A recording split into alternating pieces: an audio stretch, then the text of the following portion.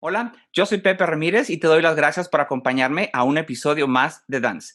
Y si este video te gustó o los anteriores, te agradeceré mucho si te suscribes y le das like, ya que de esa manera me ayudas para que YouTube distribuya el contenido a más usuarios. Hoy me siento muy emocionado de poder presentarte la plática que tuve con una bailarina a la que he admirado por muchos años. No solamente por su dominio de la técnica, por su belleza en el escenario, sino también por la gran persona que es. Así es que aquí te presento la plática que tuve con Julie Kent.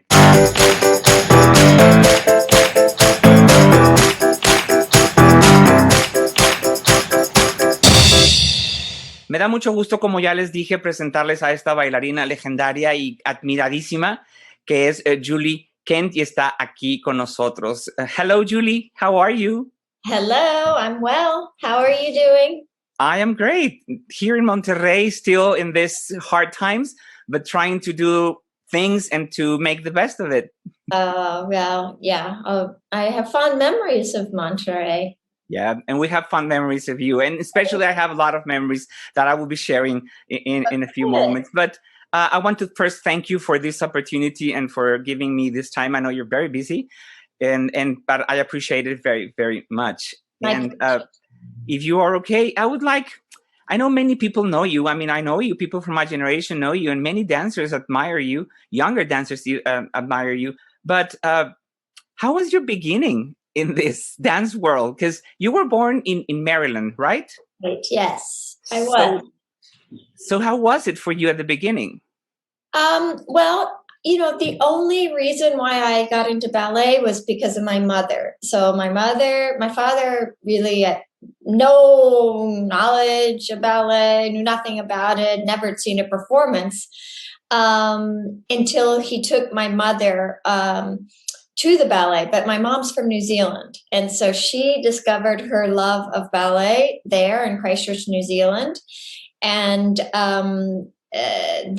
my father was a nuclear physicist, and he with the Public Health Service, and so he was stationed in Antarctica for over a year. And so he was on his way to the Antarctic, stopped in New Zealand, and then my mother and fell in love. And so when they got married and came back to the United States, and they had 3 children, and then my mother wanted to go back to ballet classes. She loved ballet. She had, had aspirations to dance professionally, but she went to Australia, and then she found the beaches there more captivating than the ballet studio. So she sort of abandoned that and shifted gears. So she started going to a local ballet school for adult ballet classes, and she just took me with her. And I sat and watched, and my older sister did the ballet. And then when I was old enough, I joined in. So it was really just a family activity, sparked by a love that my mother had her whole life. And then she went on to teach ballet to young children for like 30 years before she retired about 10 years ago. Wow.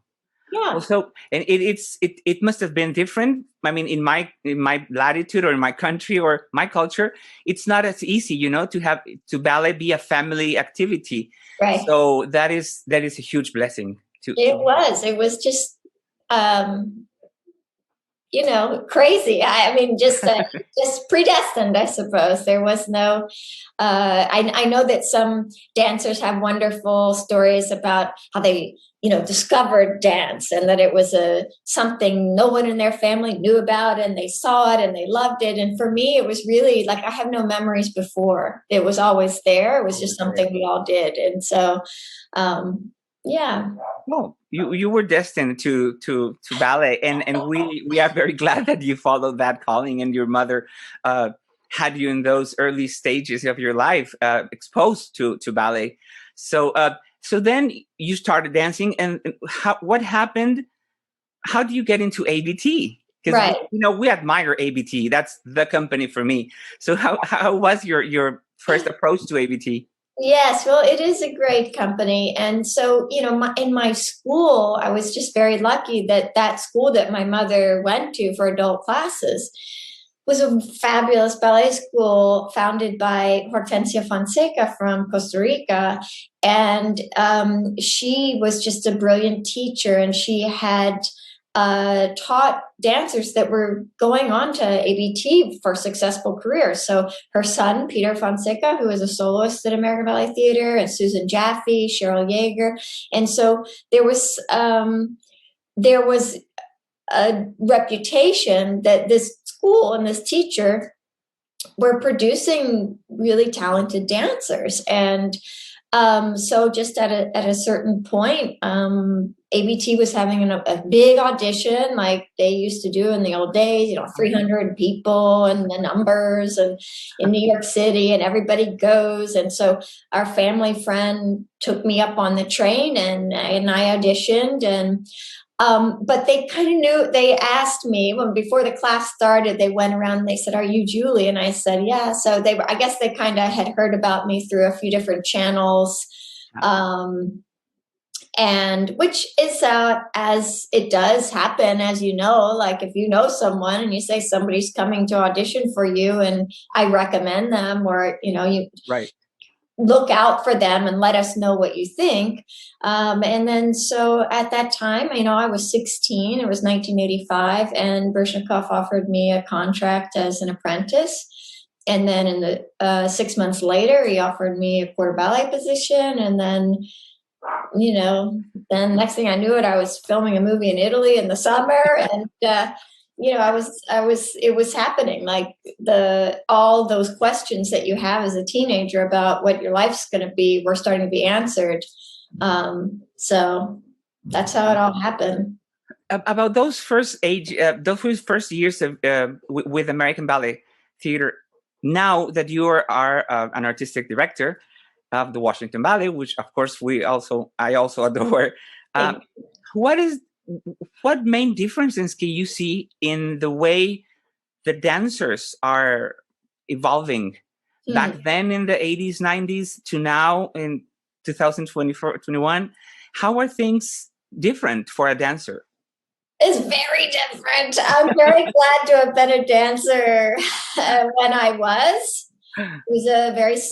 It was a simpler time. It was a different time. I mean, it's very, you would know because we're basically the same age, but like when the internet wasn't even an idea yet. Like, so that access to information was not at your fingertips. If you needed to do a book report, you had to get the encyclopedia, you had to go to the library, you had to bring all the books home like this. You had to there was so much more doing. If you wanted to see a video of a dancer, you had to go check it out. You had to go find the store. It wasn't just clickety click. Right. Oh, look, there's Plisetskaya. Like the world was so much bigger. It was the Cold War. Ronald Reagan was president. Like no cell phones. Like just the vastness and how just your work in the studio was your work in the studio. It wasn't like the world saw every time you did, and you had to kind of look good. I don't know.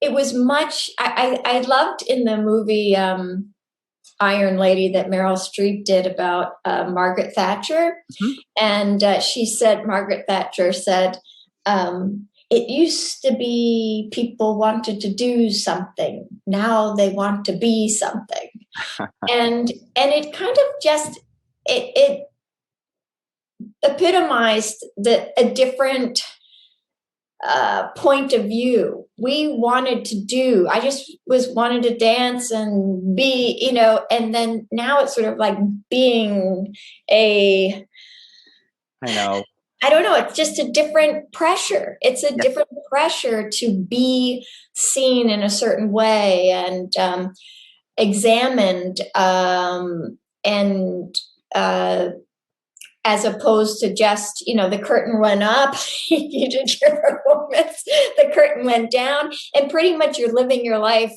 in anonymity, but now it's like everybody has access to all your thoughts and your actions, every part of your day, and it's very, very hard to kind of compare, but I would just say that there's more pressure now to be everything to everyone all the time than there was then. You could fail in privacy, or fail with only your community seeing it. Now it's like, it's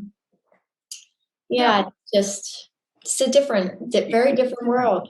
And we grew up in an era, or in some decades, where we didn't have internet, as you said, so we were safer in many things, in many ways. Now, with the exposure that young guys and girls have, they really they feel that pressure that you talk about, of being always out there and comparing, and that is, in my opinion, the dangerous part of social media. That comparison that you constantly have to, or are pressured to do, to what you're seeing in your mobile phone or wherever. It has nothing to do with actually the art. It's like something different. So it's changing what actually happens. And yeah, I mean, I think the impact of social media is scary. Scary. And, a few months ago, I talked to Paloma Herrera, and she told me how that was an impact for her, to see people backstage before the performance taking photographs and not really there. So it shifted. It shifted in a very fast way, maybe. Right. So exactly. I mean, Paloma and I both were never on social media, and then when it was my last year at ABT, and I realized, like, I'm not going to have a platform anymore, and it's one thing when you're looking back and you're like, oh, then you became artistic director. Well, at that time, I had no idea what was next. So it was, again, being a teenager, like, what is it all going to be? There's lots of unknowns.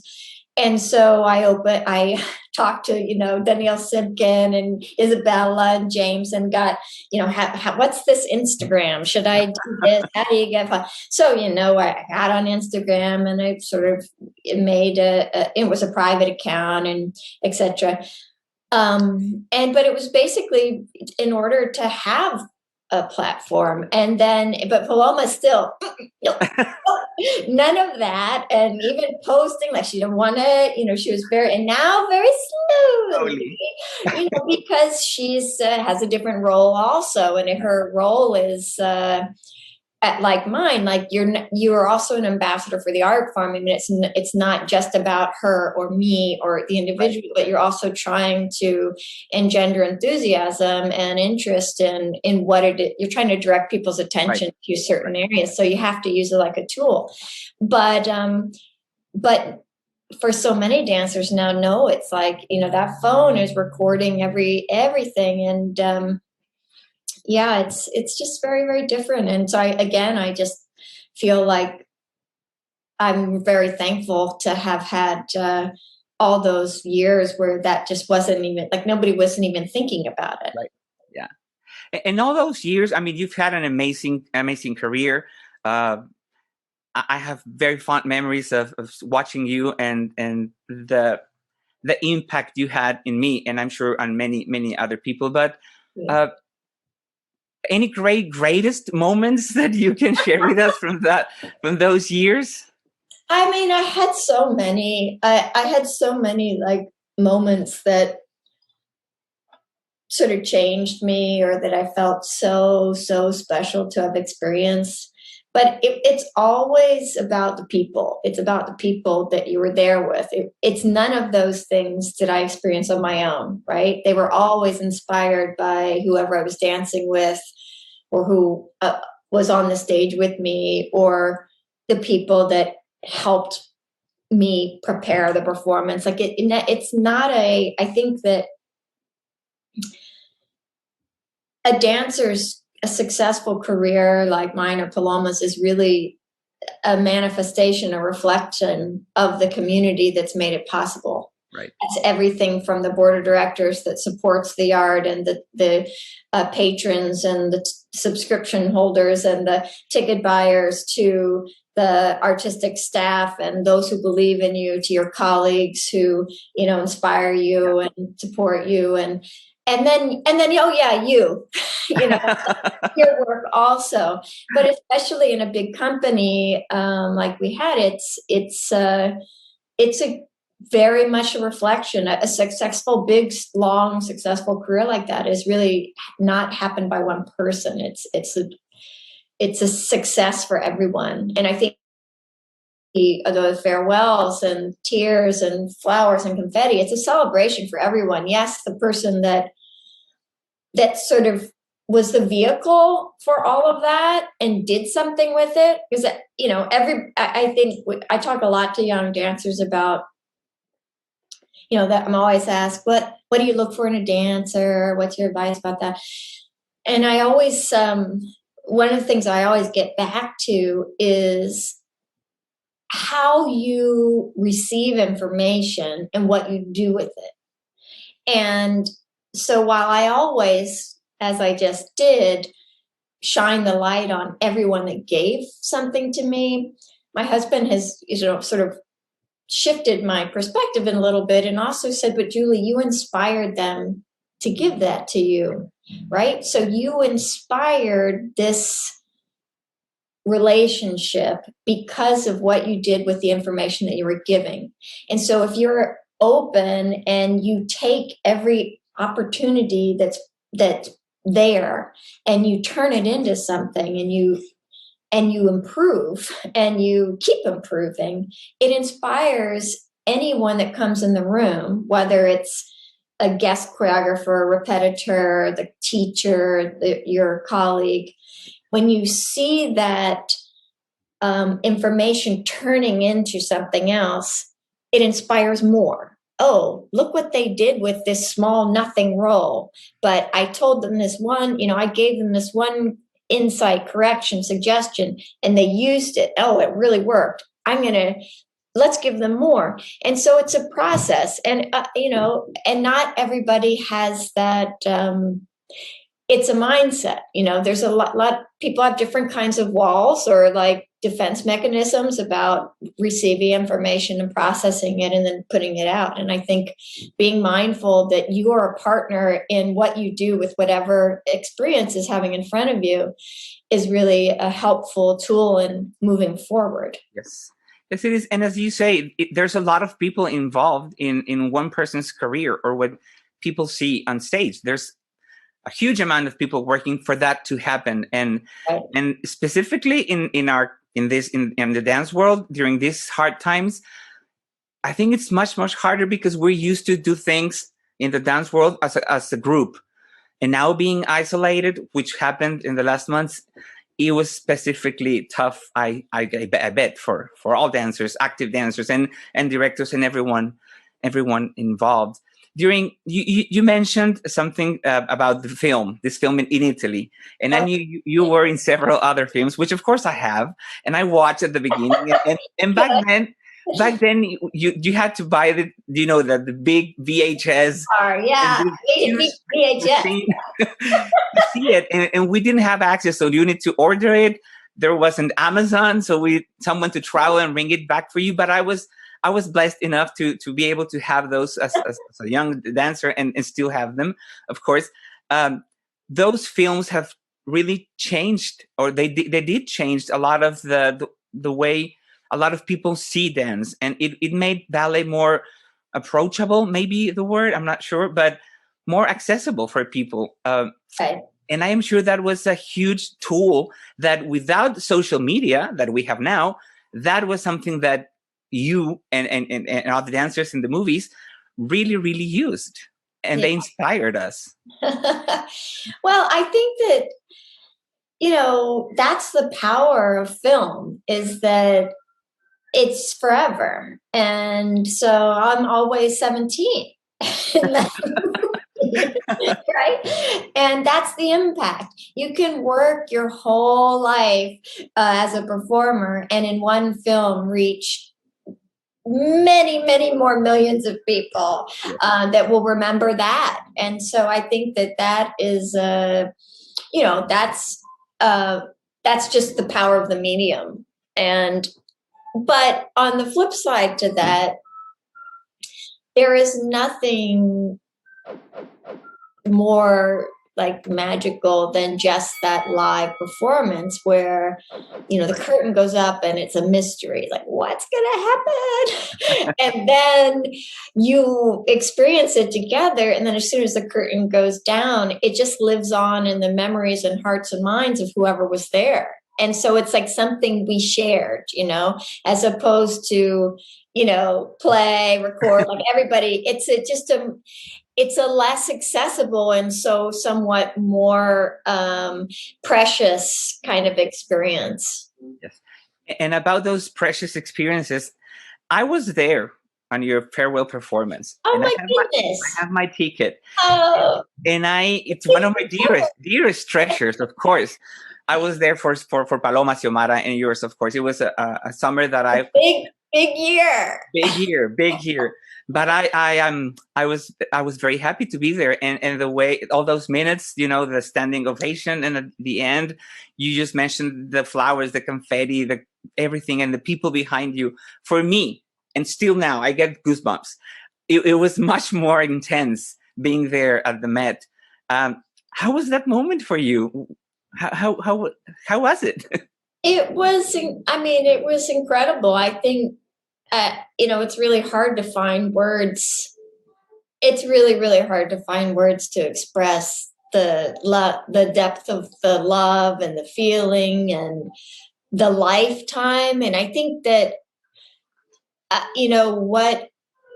what you see is that these people, you and all those that were on the stage, and all those in the audience, we shared so much together. I was 16 when people started watching me, and I was 46 with 2 children, a husband. Like, people started watching me in their 30s. They had been married, had children, grandchildren. They were 65 years old. It's the amount of life that you share and how much everybody cares. It was just, I described it as like the most beautiful and painful experience ever, And so I think that how I think about it now, and sort of still the emotion and the very sweet and painful poignancy of it all, is just a reflection of how much I loved it, and I think, and how grateful I was to experience it. So, but it's very, very difficult to, and especially as dancers, like that's pretty, there are no words. That's why we choose to dance, right? I like words. I really like words, but I really feel like you really could only know me if you saw me dance, because that's my medium. That's how I am most comfortable, just being completely who I am. So it is hard to find the right words for that.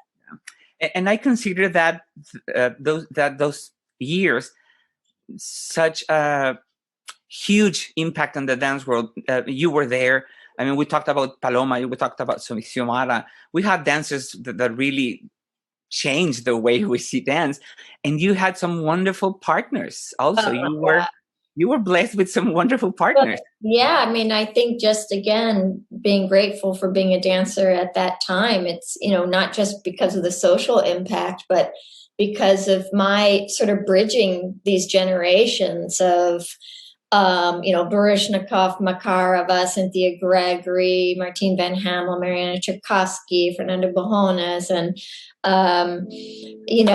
there was Nureyev and Peter Martin, like all the generation of the 60s and 70s through to, this next generation that is thriving now. And so I had the opportunity not just to watch and learn, but then, with Julio Bolco coming, I was there, his first class at ABT when he was auditioning. He wasn't auditioning. It was like, he was coming to ABT, and it was Jürgen Schneider giving Misha and Julia Boca a class.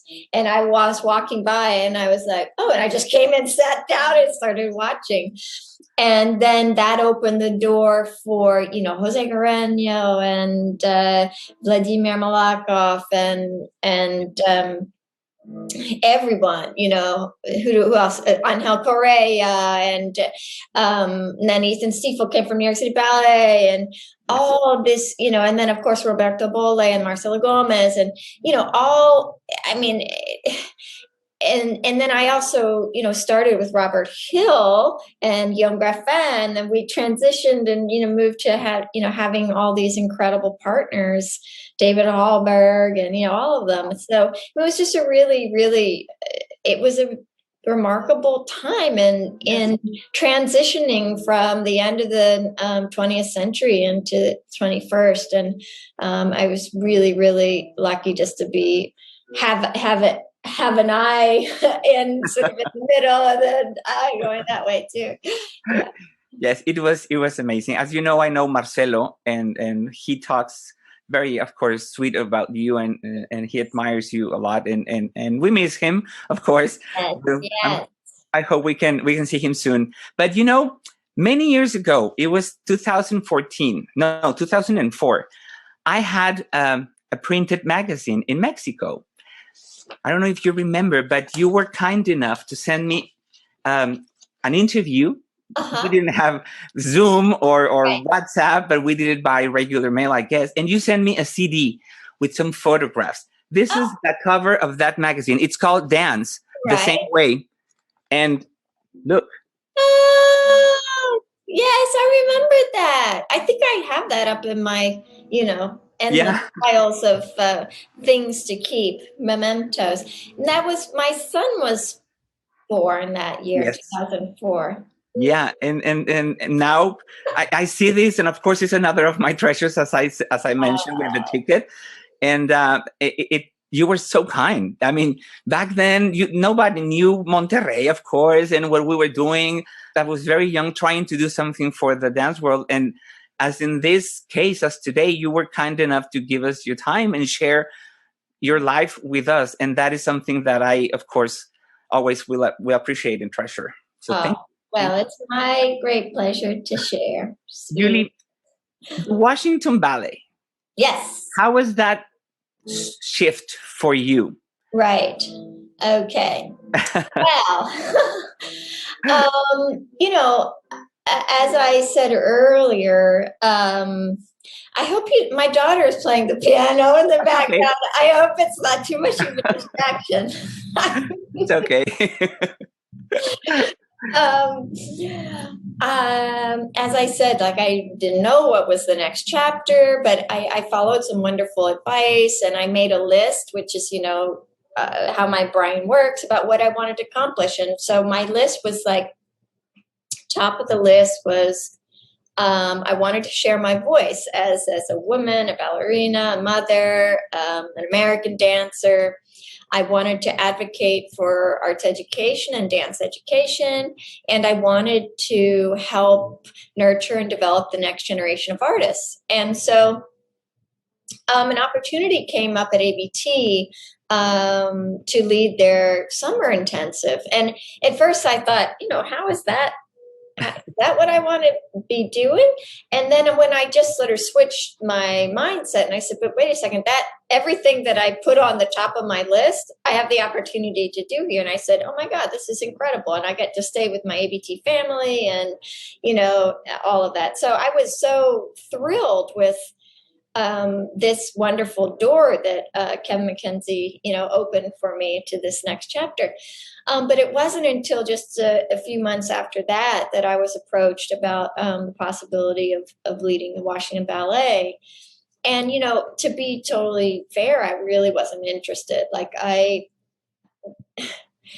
If you can imagine, like I said, I had been in that company for 30 years, and the idea of leaving it just made me start sweating. I mean, I was so anxious, it really made me scared. The idea of not having that family, walking through the same doors every day and the same locker and my people and Right. you know, everything. And so I really was like, you know, maybe in a couple of years' time, or, you know, it's just not really good time now. And anyway, the conversations continued over several months. And, you know, I think there were two sort of major decision, like things that prompted me to make the decision. And one was professional, and it was just put to me like, you have an opportunity to make a contribution to the artistic and cultural landscape of the nation's capital. Don't you find that exciting? Like, are you crazy? And I was like, oh my God. So I kind of had to, you know, answer the call. Like, all that we just spent all this time talking about this incredible sort of window that I had and how much so many people invested in me, like, it's kind of your responsibility as an artist to pay that forward. You have to share that. You have to, in order for all that information, Freddie Franklin, who was my, you know, one of my mentors. So going back to, you know, 1918, you know, all the way forward, you have to share it. And so I really understood. And also because I'm from the Washington area, it felt like it all made sense to come back to that community where you learned your art form and then come back and share your experiences. And then there was the personal aspect, which is, you know, in response to that initial feeling of like, am I brave enough to do this, right? And so I think that at the end of the day, I just really wanted to set that example for my children that you can't be afraid of change, and that if I was going to, and I know I am that mom that is the one that's like, if my child came home and said, you know, I have this great opportunity to do something, I don't know if I'm going to pursue it, I'd be like, go for it. You have to, you know, go, you'll do great. But if you don't have the courage to take that advice yourself, then you really shouldn't be giving that advice. Like, it's very easy to sit in the chair and say, right. But it's a real other thing to actually do. And it's the people, as that wonderful Brene Brown says, you know, it's the people sitting in the chairs criticizing everyone. That's so easy. It's the people that are actually doing it that are the ones that have the real guts. And so I just wanted to set that example for my children as a woman leader and say, look, you know, let's go for it. And, you know, again, in full disclosure, it's been super, super hard. It has not been easy at all.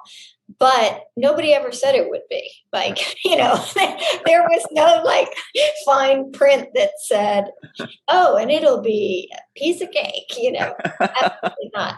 So, you know, and I think as I've shared before, you know, you draw on that love and passion that was completely illustrated in my farewell performance. I've had to draw on that in order to empower me to move forward here, you know, because it's so challenging. But if you don't have that strength of the relationship with the art form and the communities that support it, and your belief in what can happen if everybody works together to build that, if you don't really believe it, it doesn't happen. And so I think, you know, that's my story. Well, we are glad that you decided on joining the Washington Ballet. I am sure the dancers are very lucky for once, and very blessed, of course, of having you there. There is a phrase, beauty can save the world. Right, yeah.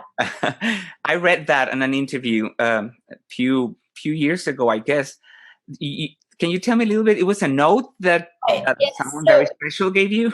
Yes. So Natasha Makarova gave me this beautiful note before my premiere in La Bayadere, her production at ABT. And she wrote this note, which I kept forever. And it says, Dear Julie, someone once said that beauty can save the world. What a great responsibility you have on your shoulders, but don't fight it, And so, that just really stuck with me about, there's so much in life you can't do anything about. Like, there's so much, but there are some things you can do something about. And so I guess it was just kind of a message of empowerment. Like, you can do something through your art, through your generosity, through your approach, through how you move forward, that can help to save the world, And so, I think that as time, it's very interesting how a concept like that continues to enlighten you as you move forward in your life, right? Because your life changes. And so what you can contribute to saving the world through different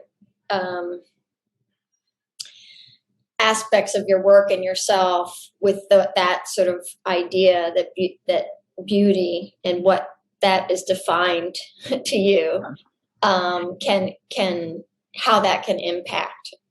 So yeah, it was a wonderful message. Yes, and one that you can use in many areas of our daily lives. We can find beauty in almost anything or everything. We just need to have the right eye and Exactly.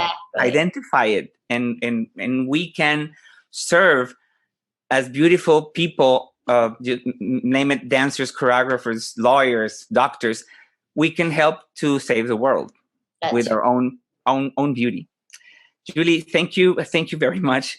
I know you have a lot of things to do, as I mentioned a while ago, and but I want to thank you. I don't know if there's something you would like to add to the young people that are watching and listening to us. Oh, well, I send them all my love and appreciation and courage, right? All the things that you need in life to just embrace every opportunity that's presented to you with abundance and generosity and perseverance, and always know that there are people like me, like you, like their family to support them and push them forward. So I've certainly been blessed with those things, and so yeah, lots of gratitude. Lots of gratitude, and that is something that I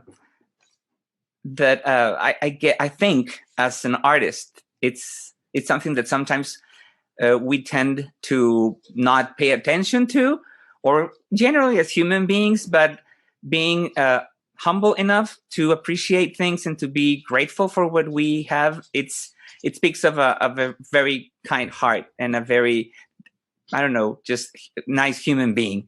So a beautiful human being like you. So Gracias. No, gracias to you. Thank you for this time again. It's been really an honor knowing you for many years from outside, from the audience, and then when you were here in Monterrey. And it's been great to be in touch with you. And I hope nothing but the best for you during these times and the company. And I know we have a conversation we had a couple of years ago about the gala that I do here in Monterrey. Beautiful. So we'll keep on talking about that. Is that okay? So exciting. Yes. Well, take care, and thank you very much for your kindness. Thank you. Thank you. Bye-bye. Bye.